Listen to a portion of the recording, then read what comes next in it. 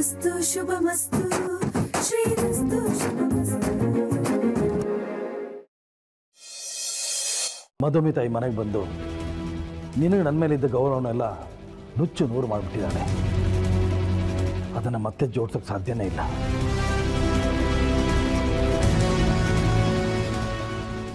ಮುಂದೆ ನಾನು ಹೇಗೆ ಇದ್ದರೂ ನಿನಗೆ ನನ್ನ ಮೇಲೆ ಅನುಮಾನ ಬಂದೇ ಬರ್ಬೋದು. ಬಂದರೂ ಅದು ತಪ್ಪಲ್ಲ. ಆದರೆ ನಾನು ನಿನಗೆ ಅನ್ಯಾಯ ಮಾಡಿದ್ದೀನಿ ಅನ್ನೋ ಗಿಲ್ಟ್ನಲ್ಲೇ ಬದುಕಬೇಕಾಗುತ್ತೆ. ಅದಕ್ಕೆ ನಾನು ಹೊರಡ್ತೀನಿ. ಈ ಮನೇಲಿ ನಾವಿಬ್ಬರೂ ಸೇರಿ ಎಲ್ಲರ ಜೀವನನ ಸರಿ ಮಾಡೋಣ ಅಂತ ಮಾತಾಡ್ಕೊಂಡಿದ್ವಿ. ಆದರೆ ನಾನು ಆ ಕೆಲಸನ ನಿಭಾಯಿಸೋಕ್ಕಾಗದೆ ಹೊರಡ್ತಾ ಇದ್ದೀನಿ. ಸಾಧ್ಯವಾದರೆ ನನ್ನನ್ನು ಕ್ಷಮಿಸ್ಬಿಡು.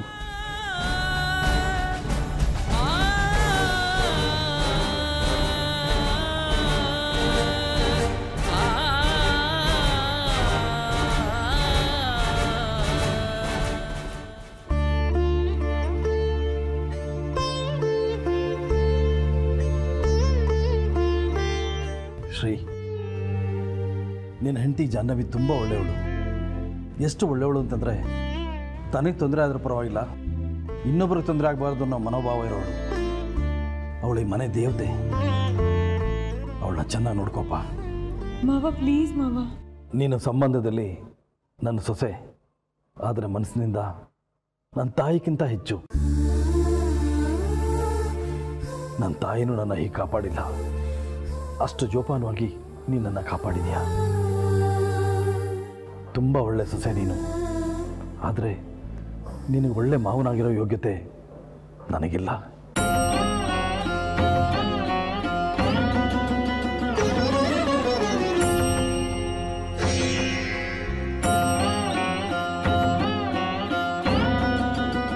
ಕ್ಷಮಿಸ್ಬಿಡಿ.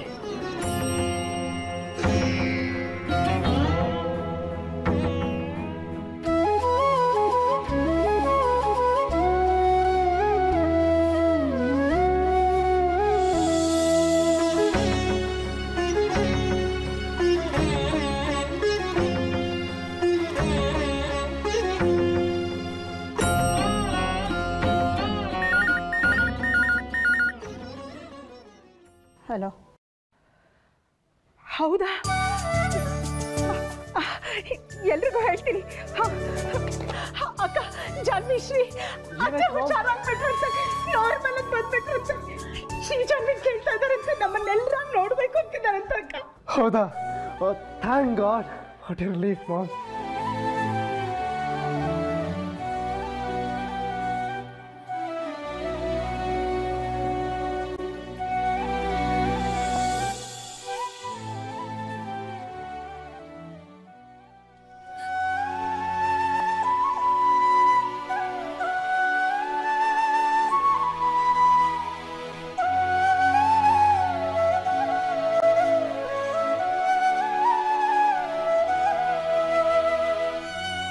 ಏನಾಯ್ತಜ್ಜಿ?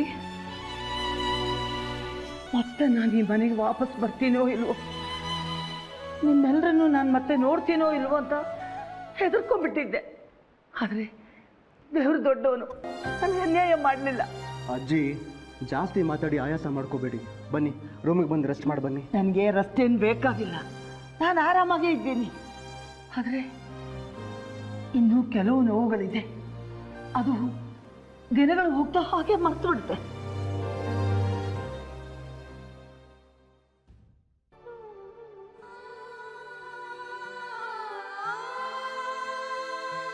ಆ ಹೆಂಗಸು ಮದುವಿತ್ತ ಮನೆ ಬಿಟ್ಟು ಹೋಗ್ಲಲ್ಲ, ಅಷ್ಟೇ ಸಾಕು. ಅವಳಿಂದನೇ ನನಗಿದೆಲ್ಲ ಆಗಿರೋದು.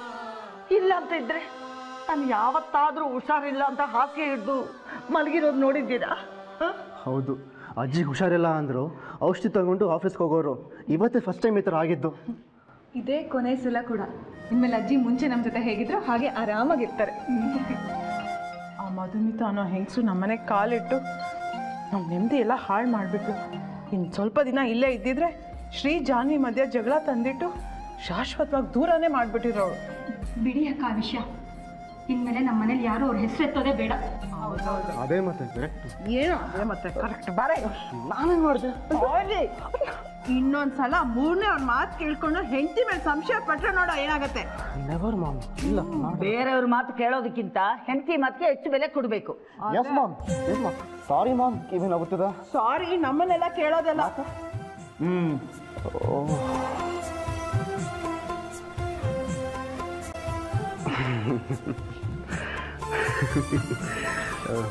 ಜಾನ್ವಿ ಅವರೇ, ನಾನು ನಿಮಗೆ ಮತ್ತು ನಿಮ್ಮ ತಮ್ಮಂಗೆ ತುಂಬ ನೋವು ಕೊಟ್ಟಿದ್ದೀನಿ, ಅವಮಾನ ಮಾಡಿದ್ದೀನಿ. ದಯವಿಟ್ಟು ನಮ್ಮನ್ನು ಕ್ಷಮಿಸ್ತೀರಾ? ಈ ಸಲ ಕ್ಷಮಿಸ್ತೀನಿ. ಮತ್ತೆ ಇದೇ ಥರ ಏನಾದರೂ ಮಾಡಿದ್ರೆ ಕಲಾ ಚಿಕ್ಕಮ್ಮನ ಥರ ಕಿವಿ ಹಿಂಡ್ತೀರಿ.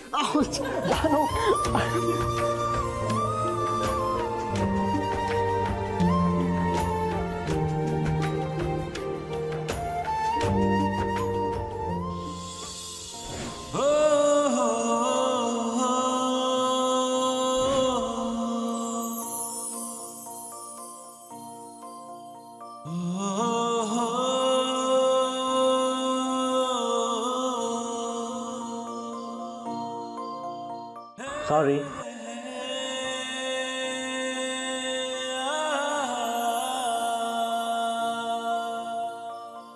ಇಷ್ಟು ದಿನ ಮಧುಮಿತ್ ಅವ್ರ ವಿಷಯ ಗೊತ್ತಾಗಿದ್ದ ಕೂಡಲೇ ನನಗ್ಯಾಕೆ ಹೇಳಿಲ್ಲ ಅನ್ನೋದನ್ನ ದೊಡ್ಡದು ಮಾಡ್ಕೊಂಡು ಕೂತಿದ್ದೆ.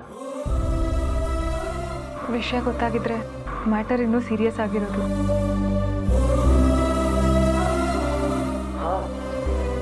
I feel guilty about it. ನಾನು ನಿನ್ನ ಮಾತಿಗಿಂತ ಅವ್ರ ಮಾತನ್ನೇ ನಂಬ್ತಾ ಬಂದೆ. Really sorry for it. ಸದ್ಯ ಈಗಲಾದರೂ ನನ್ನ ಮಾತಿನ ಮೇಲೆ ನಂಬಿಕೆ ಬಂತಲ್ಲ, ಅಷ್ಟು ಸಾಕು.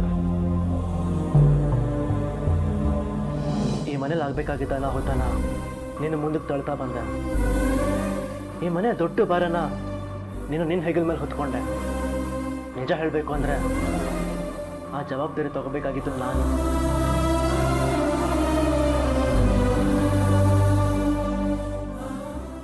ನಾನು ಆ್ಯಕ್ಚುಲಿ ನಿನಗೆ ಥ್ಯಾಂಕ್ಸ್ ಹೇಳಬೇಕಾಗಿತ್ತು, ಆದರೆ ದೋಷಿಸ್ತಾ ಬಂದೆ. ನನ್ನ ಕುಟುಂಬಕ್ಕೆ ಮೋಸ ಮಾಡೋಕ್ಕೆ ಬಂದ ನಮ್ಮಿಬ್ಬರನ್ನು ದೂರ ಮಾಡಲೇಬೇಕು ಅಂತ ಪಣ ತೊಟ್ಕೋತ ಹೆಂಗಸನ್ನ ನಂಬ್ತಾ ಹೋದೆ.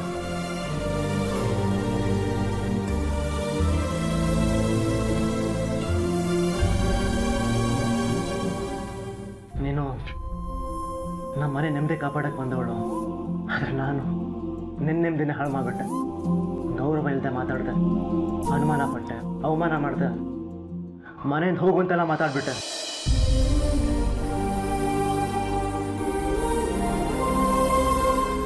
ಹೋಗಲಿ ಬಿಡು ಶ್ರೀ.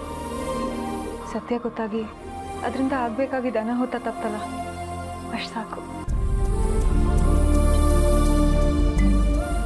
ಒಬ್ರನ್ನೊಬ್ರು ನೋಯಿಸೋದು, ಸಾರಿ ಹೇಳೋದು, ಇದೆಲ್ಲ ಸಾಕು ಶ್ರೀ. ಹಳೆ ಕಹಿನೆಲ್ಲ ಮರ್ತ್ಬಿಡೋಣ. Thanks a lot. ಶ್ರೀ, ಒಂದು ರಿಕ್ವೆಸ್ಟು. ಹೇಳು. ಹೊರಗಿನವ್ರ ಮುಂದೆ ನನ್ನನ್ನು ಬಿಟ್ಕೊಡ್ಬೇಡ್ವೋ? ತುಂಬ ಹರ್ಟ್ ಆಗುತ್ತೆ. ಬೇರೆಯವರಿಗೆ ನಾವು ಏನೂ ಅಲ್ಲ ಅನ್ಸಕ್ಕೆ ಶುರು ಆಗ್ಬಿಡುತ್ತೆ. ಅಸ್ತಿತ್ವದ ಅಡಿಪಾಯನೇ ಅಲ್ಲಾಡಿ ಕುಸ್ತೋಗುತ್ತೇನೋ ಅಂತ ಭಯ ಆವರಿಸ್ಕೊಳ್ಳುತ್ತೆ. Please don't let your beloved down in front of others. I'll never ever do that.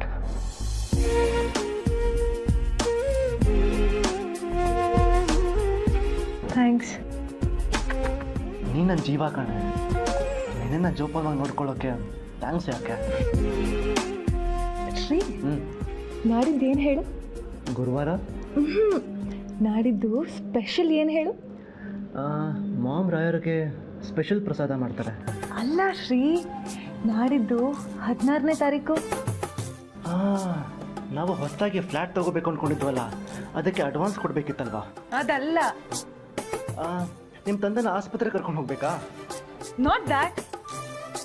ಹಾಂ, ನನಗೆ ಗೊತ್ತಾಯ್ತು ಈಗ. ನಿನ್ನ ಕಲ್ಲಿ ಗೀತನ ಮದುವೆ ತಾನೆ? ಅದೆಲ್ಲ ಕಣೋ ಗೂಬೆ. ನಾಡಿದ್ದು ನಮ್ಮಿಬ್ರು ವೆಡ್ಡಿಂಗ್ ಆ್ಯನಿವರ್ಸರಿ. ಶ್ರೀ,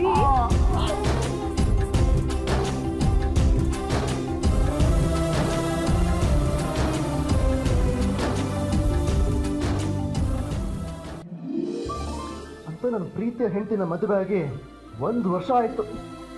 ನನಗಂತೂ 10 ವರ್ಷ ಕಳೆದಂಗಾಗಿದೆ. ತುಂಬಾ ಸತಾಯಿಸ್ಬಿಟ್ಟಿದ್ದೀನಲ್ವಾ? ನೀನಲ್ಲ ಕಣ, ಬದುಕು. ನಾನಲ್ವಾ ನಿನ್ನ ಬದುಕು? ನನ್ನ ಎಲ್ಲ ಕಾಲಕ್ಕೂ ನೀನೇ ನನ್ನ ಬದುಕು. ಶ್ರೀಜಾನು ಮದುವೆ ಸಂಸ್ಥೆಗೆ 1 ವರ್ಷ ಆಯಿತು. ನಿಮ್ಮ ಕಡೆಯಿಂದ ಏನು ಸ್ಪೆಷಲ್ ಕೊಡುಗೆ? ಒಂದು ಕ್ಷಣದ ಕೋಪ ಒಂದು ದಿನದ ನೆಮ್ಮದಿ ಹಾಳು ಮಾಡಿಬಿಡುತ್ತೆ. ಸೊ ನಾವಿಬ್ರು ಕೋಪ ಮಾಡ್ಕೊಳ್ಳೋದು ಬೇಡ. ನಮ್ಮಿಬ್ರ ಮಧ್ಯೆ ಯಾವ ಮಿಸ್ಅಂಡರ್ಸ್ಟ್ಯಾಂಡಿಂಗ್ಸು ಬೇಡ. ಒಬ್ರನ್ನೊಬ್ರು ಅನುಮಾನ ಪಡೋದು ಬೇಡ. ಒಬ್ರನ್ನೊಬ್ರು ಹರ್ಟ್ ಕೂಡ ಮಾಡೋದು ಬೇಡ. ಆ್ಯಕ್ಚುಲಿ ಪ್ರತಿಯೊಬ್ಬ ಗಂಡ ಹೆಂಡ್ತಿನೋ ಅವ್ರ ವೆಡ್ಡಿಂಗ್ ಆ್ಯನಿವರ್ಸರಿಗೆ ಇಂಥದ್ದೊಂದು ಪ್ರಮಾಣ ಮಾಡಬೇಕು. ಬರೀ ಪ್ರಮಾಣ ಮಾಡೋದಲ್ಲ, ಅದನ್ನು ಪಾಲಿಸಲೇಬೇಕು. ಡೋಂಟ್ ವರಿ ಜಾನು, ನನ್ನಿಂದ ಯಾವ ತಪ್ಪು ಆಗಲ್ಲ. ನಮ್ಮಿಬ್ಬರ ಮಧ್ಯೆ ಯಾರೂ ಬರೋಕ್ಕೆ ಸಾಧ್ಯ ಇಲ್ಲ.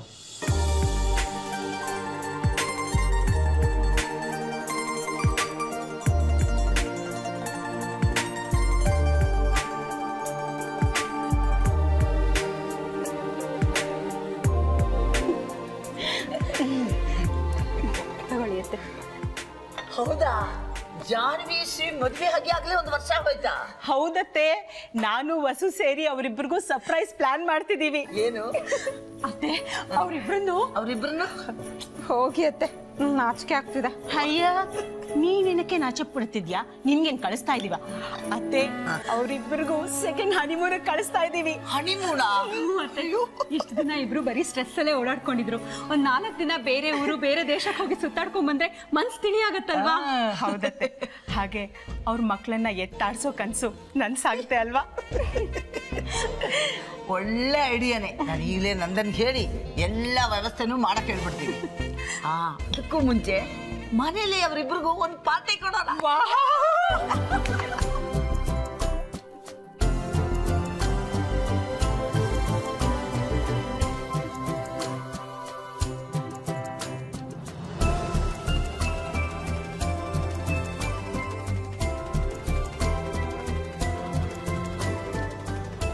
ನಾನೇಲಿರ್ಬೇಕಾದ್ರೆ ನನ್ನ ಫೋಟೋ ಜೊತೆ ಏನು ಮಾತಾಡ್ತಿದ್ಯಾ ಜಾನು?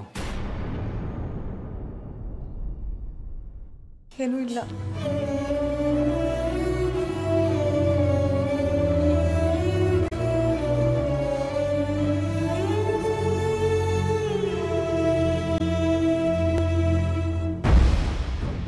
ಜಾನು, ಅಳ್ತಿದೀಯಾ? ನೀನು ನನ್ನಿಂದ ದೂರ ಇದ್ದಾಗ ಈ ಫೋಟೋನೇ ನನ್ನ ಮನಸ್ಸಿಗೆ ತುಂಬ ಹತ್ತಿರ ಇದ್ದಿದ್ದು. ನಾವಿಬ್ರು ಮತ್ತೆ ಒಂದಾಗ್ತೀವಿ ಅಂತ ಭರವಸೆ ತುಂಬಿದ್ದು.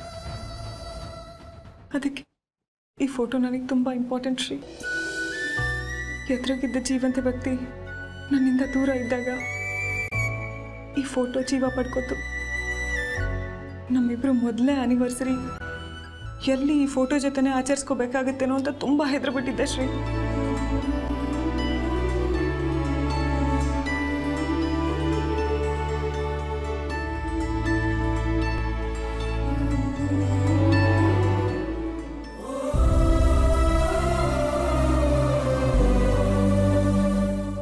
ಸಾರಿ ಜಾನು, ನಿನ್ನ ಮನಸ್ಸಿಗೆ ತುಂಬಾ ನೋವು ಕೊಟ್ಬಿಟ್ಟಿದೆ. ದಡ್ಡ ನಾನು.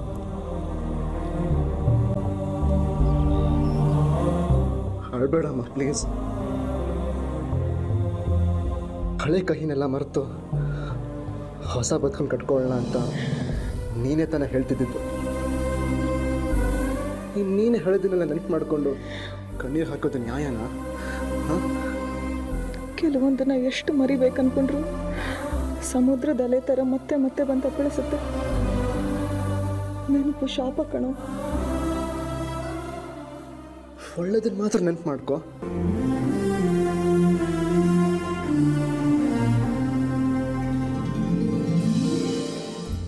ಬೇಸಿಕ್ಲಿ ನೀನು ತುಂಬ ಒಳ್ಳೆಯವನು. ನೀನು ಕೂಡ. ಆದರೂ ಪದೇ ಪದೇ ನಮ್ಮಿಬ್ರ ಮಧ್ಯ ಜಗಳ ಮನಸ್ತಾಪ ಯಾಕೆ ಬರುತ್ತೋ ಗೊತ್ತಿಲ್ಲ. ಪದೇ ಪದೇ ನಾವಿಬ್ರು ದೂರ ಹೋಗೋ ಸಂದರ್ಭ ಬರುತ್ತೆ. ಯಾಕೆ ಅಂತ ಗೊತ್ತಿಲ್ಲ. ನಮ್ಮ ಕೈಯಲ್ಲಿರೋ ಮುತ್ತುಗಳನ್ನು ಕಲ್ಲು ಅಂತ ನಿರ್ಲಕ್ಷ್ಯ ಮಾಡಿ ಎಲ್ಲಂದರಲ್ಲಿ ಬಿಸಾಕಿರ್ತೀವಿ. ನೀನು ಕೊನೆಯಲ್ಲಿ ಉಳಿದಿರೋ ಕೆಲವು ಮುತ್ತುಗಳನ್ನು ನೋಡಿ ನಮಗೆ ಸತ್ಯ ಏನು ಅಂತ ಅರ್ಥ ಆಗುತ್ತೆ. ನಾವು ಬಿಸಾಕಿರೋದು ಕಲ್ಲಲ್ಲ, ಮುತ್ತಿನ ಹರಳು ಅಂತ. ಅಷ್ಟೇ ಸಮಸ್ಯೆ.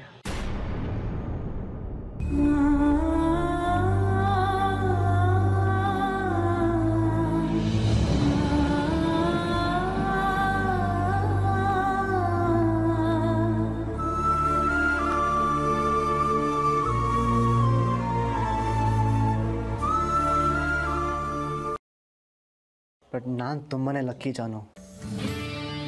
ಮದುವೆ ಆಗಿ 1 ವರ್ಷದಲ್ಲಿ ಒಂದೆರಡು ಮುತ್ತಿನ ಹರಳುಗಳನ್ನು ಕೈ ತಪ್ಪು ಹೋಗೋದಕ್ಕೆ ಬಿಟ್ಟಿರ್ಬೋದು, ಆದರೆ ಮಿಕ್ಕ ಮುತ್ತುಗಳನ್ನು ಇಲ್ಲೇ ನನ್ನ ಹೃದಯದಲ್ಲೇ ಭದ್ರವಾಗಿ ಬಚ್ಚಿಟ್ಕೊಂಡಿದ್ದೇನೆ. ಸೊ ನಾನು ತಾನೇ ಲಕ್ಕಿ. ನಾನು ಲಕ್ಕಿನೇ. ಹೇಗಪ್ಪ? ಅಷ್ಟೊಂದು ಮುತ್ತಿನ ಹರಳಿನ ಒಡೆಯನ ಹೆಂಡತಿ ನಾನು, ಸೊ ನಾನು ಲಕ್ಕಿನೇ. ಆ್ಯಕ್ಚುಲಿ ಹರಳನ್ನು ಕ್ಯಾನ್ಸಲ್ ಮಾಡಿ ಬರೀ ಮುತ್ತಿನ ಒಡೆಯ ಆದರೆ ನನಗಿನ್ನೂ ಖುಷಿ ಆಗುತ್ತಪ್ಪ. ಮುತ್ತಿನ ಮತ್ತು ಹೆಚ್ಚಾದರೆ ಆಪತ್ತು. ಒಮ್ಮೆ ಆಪತ್ತಿಗೆ ಸಿಕ್ಕೋಣ ಅಂತ ಹೇಳುತ್ತೆ ಈ ಮನಸ್ಸು. ಅತಿ ಆಸೆ ಅತಿ ಕೇಡು. ಆಸೆ ಪಡೆದ ಸಂತನಾಗಿರೋದು ಇನ್ನೂ ಕೇಡು ಇಲ್ವಾ? ಶ್ರೀ, ನಂಗೊಂದು ರಿಕ್ವೆಸ್ಟ್. ನನ್ನ ರಿಕ್ವೆಸ್ಟ್ನ ಪೂರೈಸು, ನಿನ್ನ ರಿಕ್ವೆಸ್ಟ್ನ ಪೂರೈಸ್ತೀನಿ. ಸಿಂಪಲ್ ಅಷ್ಟೇ. ನಾನು ನನಗೆ ಪ್ರೀತಿ ಮಾಡೋದು. ಮಾರುಡಾಲ ಶ್ರೀನಿಧಿ, ಕಟ್ಟಾಕ್ಬಿಡ್ಲಲ್ಲೋ ನಿನ್ನ ಹೆಂಡತಿ ಪ್ರೀತಿಲಿ. ನಂದೊಂದು ಆಸೆ ಇದೆ, ನೀನ್ ಪೂರೈಸ್ತೀಯೋ ಇಲ್ವೋ? ಕಾತುರದಿಂದ ಕಾಯುತ್ತಿರುವೆ. ಅರ್ಥ ಆಯ್ತು ನೀನು ಹೆಂಗಿತ್ತ. ನಾನಂತೂ ರೆಡಿ ಇದ್ದೀನಿ. ನನ್ನ ಅಮ್ಮಂದಿರು ಕಾಯ್ತಿದ್ರಲ್ಲಿ ಕ್ಯೂನಲ್ಲಿ ರಿಸಲ್ಟ್ ಕೇಳೋಕ್ಕೆ. ಹೋಗೋ ಶ್ರೀ, ನಿಂಗೆ ಸ್ವಲ್ಪನೂ ಸೀರಿಯಸ್ನೆಸ್ಸೇ ಇಲ್ಲ. ಓಕೆ ಹೇಳು. ನನಗೆ ಲಾಂಗ್ ಡ್ರೈವಿಗೆ ಕರ್ಕೊಂಡು ಹೋಗೋ, ನೀನು ನಾನು ಇಬ್ರೆ. ಅಷ್ಟೇನಾ? Okay done. ನಿರಾಸೆ ಮಾಡಬಾರ್ದು. ಹೆಂಡತರ ವಿಷಯದಲ್ಲಿ ರಿಸ್ಕ್ ತಗೋಬಾರ್ದು ಅಂತ ದೊಡ್ಡವ್ರು ಹೇಳಿದರೆ ನನಗೆ ಚೆನ್ನಾಗಿ ಗೊತ್ತಪ್ಪ. ಈಗ ನಿನ್ನ ಆಸೆ ಏನು ಅಂತ ಕೇಳಿದ್ದಾಯ್ತು, ನಾನು ಅದಕ್ಕೆ ಎಸ್ ಅಂತ ಹೇಳಿದ್ದು ಆಯಿತು. ನನ್ನ ಡಿಮ್ಯಾಂಡ್ ಏನು ಅಂತ ಕೇಳಲ್ವಾ? ಏನು?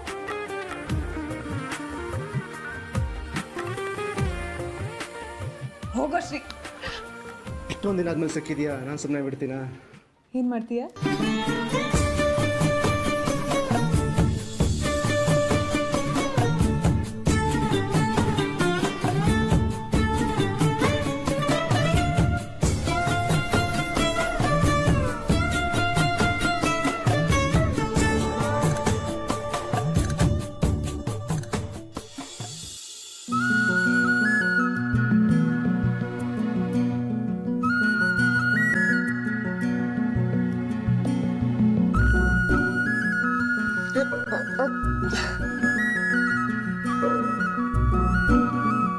Happy anniversary Shri.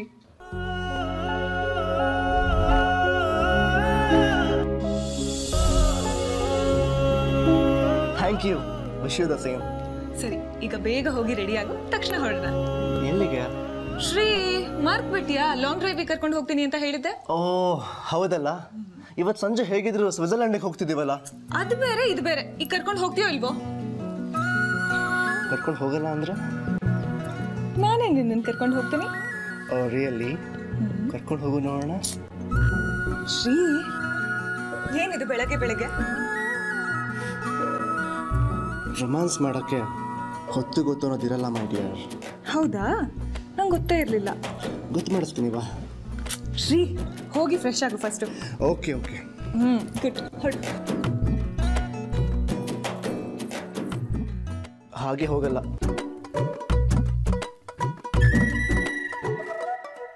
ಅಂದ್ರೆ ಲಂಚ ಕೊಟ್ರೆ ಮಾತ್ರ ಹೋಗೋದು.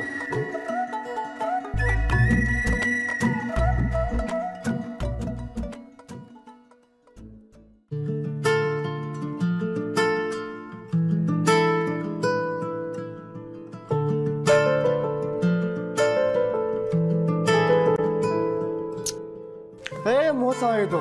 ಚೀಟಿಂಗ್ ಜಾನು, ನಾನು ಹೇಳಿದಿಲ್ಲಿ. ಈಗ ಸದ್ಯಕ್ಕೆ ಇಷ್ಟೇ. ಸ್ನಾನಕ್ಕೆ ಹೋಗು ಫಸ್ಟ್. ಜಾನು ಹೋಗು Shri. This is not fair. First ಸ್ನಾನ ಮಾಡು.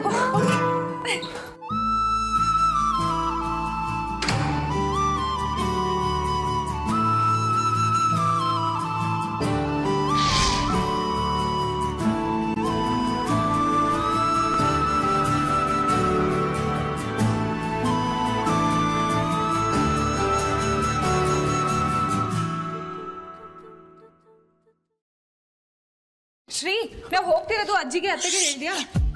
ಮತ್ತೆ ಮಾತಾಡು. ನಾ ಹೋಗ್ತಿರೋದು ಯಾರಿಗೂ ಹೇಳಿಲ್ಲ. ಹೇಳಿಲ್ವಾ? ಹೋಗ್ಲಿ ಬಿಡು, ನಾನೇ ಹೇಳ್ಬರ್ತೀನಿ. ಚಾಲು ಹೇಳಂಗಿದ್ದಿದ್ರೆ ನಾನೇ ಹೇಳ್ತಿರ್ಲಿಲ್ವಾ? ಬೇಕಂತ ಹೇಳಿಲ್ವಾ? ಯಾಕೆ? ಇವತ್ತು ನಮ್ಮ ಆ್ಯನಿವರ್ಸರಿ. ನಾವು ಎಲ್ಲಿಗಾದ್ರೂ ಹೊರಗಡೆ ಹೋಗ್ತೀವಿ ಅಂತ ಹೇಳಿದ್ರೆ ಮೊದಲು ನಮ್ಮನ್ನ ಎಲ್ಲಿ ಕಳಿಸ್ತಾರೆ ಹೇಳು? ದೇವಸ್ಥಾನಕ್ಕೆ. ಅದರಲ್ಲೂ ನಮ್ಮ ಬಸಮ್ಮ ಏನಾದರೂ ಅಧ್ಯಕ್ಷತೆ ವಹಿಸ್ಕೊಂಡ್ಬಿಟ್ರೆ ಮುಗಿದೋಯ್ತು. ಈ ಸಿಟಿಲಿರೋ ಎಲ್ಲ ದೇವಸ್ಥಾನಕ್ಕೂ ಹೋಗಿ ಅರ್ಚನೆ ಮಾಡಿಸ್ಕೊಳ್ಮ ಅಂತ ಹೇಳ್ತಾರೆ ಅಷ್ಟೇ. ಆಮೇಲೆ ನಾವು ಒಂದು ವಾರ ಬರೀ ತೀರ್ಥಯಾತ್ರೆ ಮಾಡಬೇಕಾಗುತ್ತೆ. ಎಕ್ಸಾಕ್ಟ್ಲಿ. ಅದಕ್ಕೆ ಯಾವ ಅಮ್ಮಂದಿರಿಗೂ ಹೇಳಿದೆ ಸೈಲೆಂಟಾಗಿ ಸ್ಲಿಪ್ ಆಗೋಣವ. ಅಂದರೆ ಕದ್ದು ಮುಚ್ಚಿ ಹೋಗ್ಬೇಕಾ? ತಪ್ಪಲ್ವೇನೋ? ಇವತ್ತಿನ ಮಟ್ಟಿಗೆ ಯಾವುದು ತಪ್ಪಲ್ಲ ಅಮ್ಮ. ಅನಿಸುತ್ತೆ. ಸರಿ.